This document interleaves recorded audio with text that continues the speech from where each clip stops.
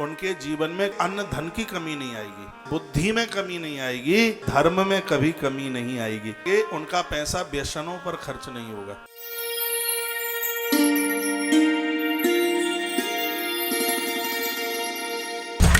हमारे यहाँ 4 पुरुषार्थ होते हैं, धर्मार्थ काम मोक्षाणाम साधनम स्यान संशयात्। सबसे पहले धर्म।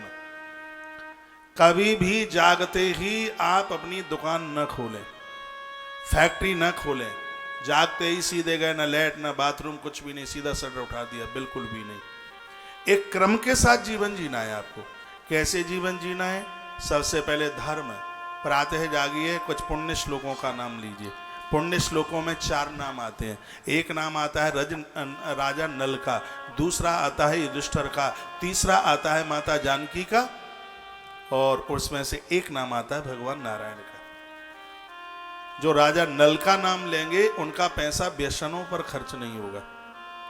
जो लोग नारायण का नाम लेंगे उनके जीवन में कभी अन्न पानी की कमी नहीं आएगी। उसका नाम नारायण इसीलिए, संस्कृत में नार कहते हैं पानी को, अयन कहते हैं निवास को। जो जल में निवास कर रहा है इसलिए उसका नाम नारायण है।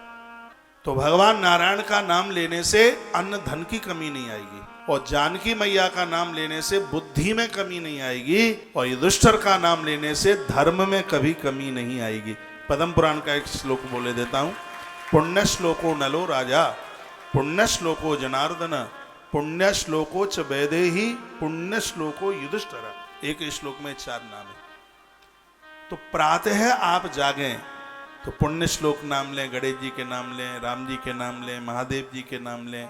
ये सुबह ही सुबह, ये तो बिना नहाए भी ले सकते हैं। आप बिस्तर पर बैठे हैं, 5 गायों के नाम लो जो समुद्र में से निकली है। बीमारियां नहीं फैलेंगी, आप स्वस्थ रहेंगे।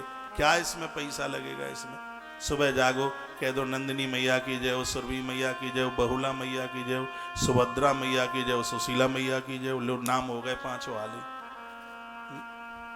तो ये नाम लीजिए धर्म। धर्म के तत्पश्चात में एक दूसरा है, सेकंड नंबर अर्थ। अर्थ बुरा नहीं है। शिव पुराण में लिखा है कि धर्म के लिए देह और धन दोनों चाहिए। शरीर स्वस्थ है, शरीर से सेवा कीजिए। पैसा भगवान ने 2 रुपया ज्यादा दिया है, पहले परिवार को संभालिए, इच्छाएं मत बढ़ाइए, आवश्यकताएं बढ़ाइए। रसोई का सामान कम न होवे, बाथरूम का सामान कम करो। 35 तरह के साबुन तुम्हारी रसोई, तुम्हारे बाथरूम में है।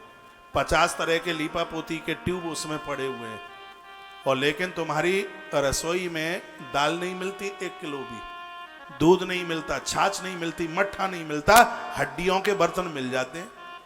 आजकल 5000 की इतनी बड़ी प्लेट आती है, पशुओं की हड्डियों से बनती है वो। ये सब चीजें मिल जाएंगी, लेकिन आपके घर में मैंने देखा है आप लोगों के बाथरूम में इतना सब सामान, और उसमें देखा रसोई में क्या है? रसोई में तो कुछ नहीं, ठन पाल मदन गोपाल है रसोई में, वहां कुछ है ही नहीं। आटा आता है उसमें पॉलीथिन में आता है आटा। आपके घर में 3 साल का तो पुराना चावल मिलना चाहिए। पुराना चावल डायबिटीज नहीं बढ़ाता, पुराना गुड़ डायबिटीज नहीं बढ़ाता। कभी गुलाब जामुन खाने का मन हो तो 3 साल पुराने गुड़ का गुलाब जामुन खाइए, खूब खाइए चकाचक, मधुमेह बिल्कुल भी नहीं बढ़ेगा। 12 साल पुराना यदि घी मिल जावे तो मरा हुआ आदमी जिंदा हो जाएगा। कान में डाल दो, फटा हुआ पर्दा जुड़ जाएगा। नाक में डाल दो, बाल सफेद नहीं होंगे। इतना बड़ा प्रभाव है। ये सब चीजें नहीं मिलती ऊट पटांग में है। हमें कोई बता रहा था कि शादियां होती हैं तो बूढ़ी टुकरिया, चलो बहू का तो फंक्शन है, शादी है बेटी की, चलो उसका श्रृंगार होवे, ठीक है, लेकिन 65 साल की बुढ़िया 25,000 रुपया खर्च करती है मुंह पोतने में। आश्चर्य लगता है। मेरी बात हंस के मन निकालिएगा।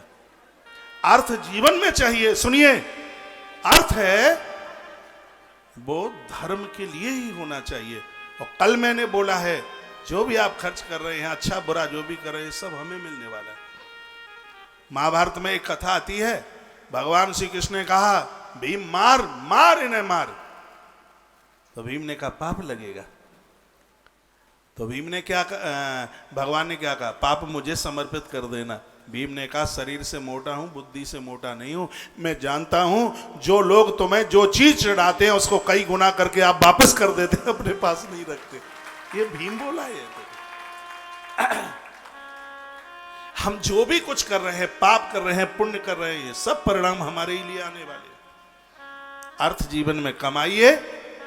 और आज मैं इस पानीपत की पवित्र व्यासपीठ से निवेदन करना चाहूंगा, ये कहूंगा, नर बन करके कमाइए और नारायण बन करके खर्च कीजिए।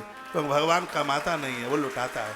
मनुष्य बन करके कमाओ और भगवान बन करके खर्च करो, उदार हो करके खर्च करो। ये कहो, हे प्रभु, आपने इतनी बड़ी कृपा की है, तेरे भक्त के सामने आज दुनिया मांगने वाली मुझे छोटी पड़ रही है, तूने ऐसा कलेजा दिया है। निवेदन करूंगा, नीचे दुकान ऊपर मकान नहीं। नीचे दुकान ऊपर मकान होगा तो वो दुकान पर कम बैठेगा, घरवाली के सामने बैठ के चाय ज्यादा पिएगा।